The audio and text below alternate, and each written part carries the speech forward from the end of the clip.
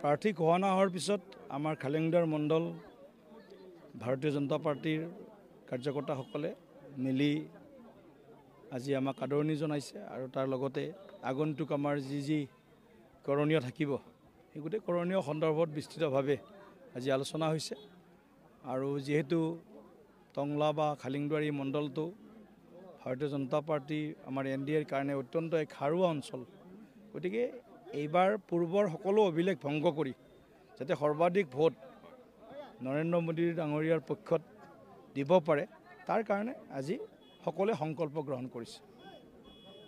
আজি আপোনালোকৰ মিত্ৰজোঁটৰ মানে নেতা তেওঁ ৰাজু নাৰ্জাৰী ইতিমধ্যে তেওঁ ৰিজাইন দিছে। ৰাজু নাৰ্জাৰী কৰ তেনেকুৱা কিবা কাৰণে চলে কিন্তু মই কিন্তু এই বিষয়ে অৱগত নহয়। তেওঁৰ যিটো ৰিজাইনেশ্যন লেটাৰ ৰিজাইন দিয়াৰ সেইটো কিবা এটা আপোনালোকৰ ৰিপৰ্ট আনিব নেকি?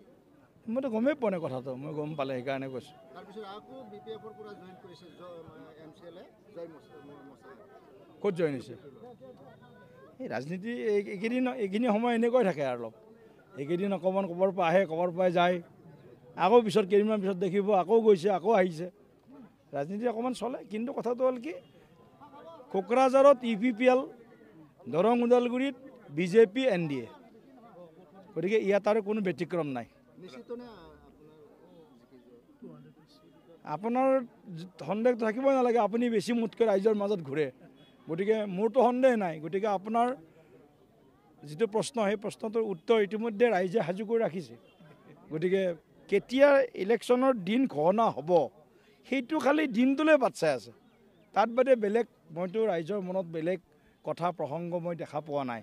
তথাপিও মানুহৰ মন ধৰক দুই এটা ইফাল সিফাল হ'ব পাৰে 100টাত 2-4টা ইফাল সিফাল থাকিবই।